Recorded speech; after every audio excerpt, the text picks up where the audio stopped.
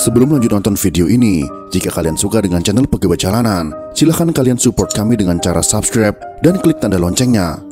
Silahkan gunakan headset Anda untuk mendapatkan kualitas suara yang jernih. Selamat menonton.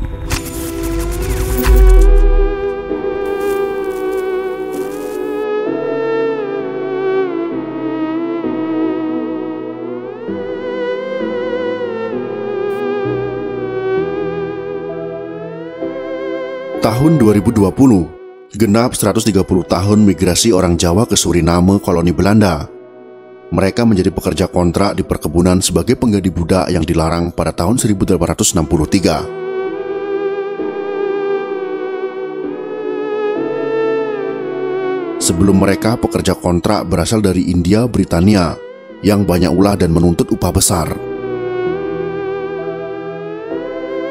Gelombang pertama imigran dari Jawa datang pada tahun 1890. Mereka berjumlah 100 orang Jawa, ditempatkan di Marienburg, perkebunan tebu terbesar di Suriname.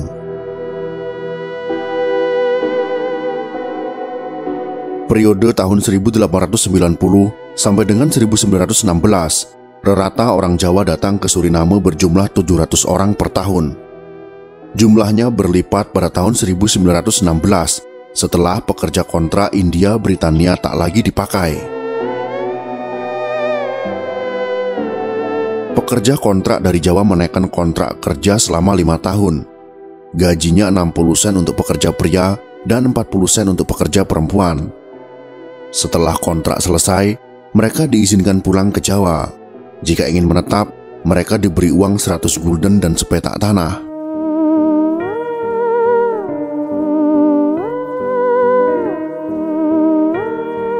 Kehidupan kuli kontrak mengenaskan. Pemerintah tak menyediakan sarana pendidikan. Pemerintah khawatir jika mereka menjadi pandai, mereka keluar dari perkebunan dan bekerja di kota.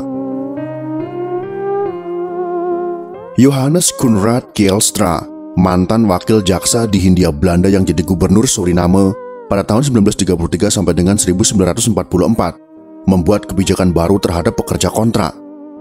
Dia ingin membuat Suriname menjadi lebih berasa Asia. Imigran yang datang tidak ditempatkan langsung di perkebunan, melainkan disiapkan desa-desa khusus.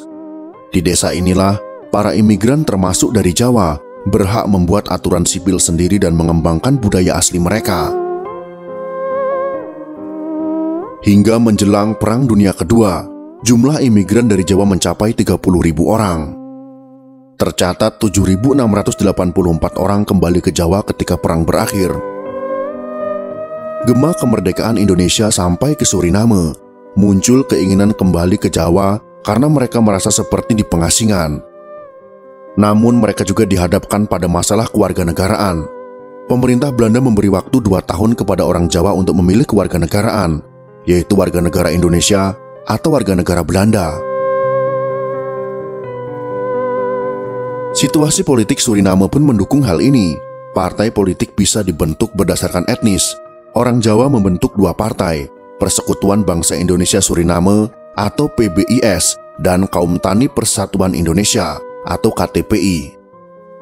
KTPI dipimpin oleh Iding Sumita, memiliki komitmen memperbaiki nasib orang Jawa di Suriname dan menganjurkan anggotanya menjadi warga negara Indonesia. Sementara PBIS dengan pentolannya Salikin Harjo menganjurkan pendukungnya memilih warga negara Belanda. Ketika konferensi meja bundar di Den Haag pada tahun 1949, Salikin ditunjuk sebagai wakil masyarakat Jawa di Suriname.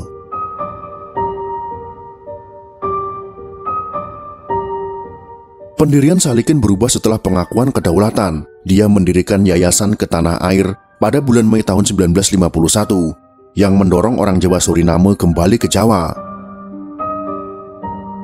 Dalam waktu singkat dia berhasil menghimpun 2.000 keluarga. Pemerintah Indonesia menerima permintaan Yayasan Ketanah Air dengan syarat repatriasi tidak ditujukan ke Jawa karena sudah padat. Pemerintah memberi lahan seluas 2.500 hektar di daerah Tongar, sebelah utara Pasaman, Sumatera Barat. Mereka tiba di Tongar dengan kapal lengkuas pada tahun 1954 dan mendirikan desa. Asa membangun kehidupan yang lebih baik dari negeri asal buyar. Mereka menghadapi kesulitan keuangan, tanah juga sulit diolah. Beberapa dari mereka akhirnya memilih kembali ke tanah pengasingan. Hanya hutan, tak ada rumah, tak ada tempat buang hajat. Hanya barak besar yang disediakan. Setiap keluarga diberi jatah 4 kali 4 meter. Tahun 1959 kami pindah ke Padang, sebab keadaan di sana tidak aman. Dan bulan Oktober tahun 1964, kami memutuskan pulang kembali ke Suriname. Ujar Rumjinah Wagina Sunawi, seperti dikutip oleh Yvette Kopin dan Harriet Mingun dalam Stil Patiënten, Levens Verhalen van Javan Surinames Onderen in Nederland.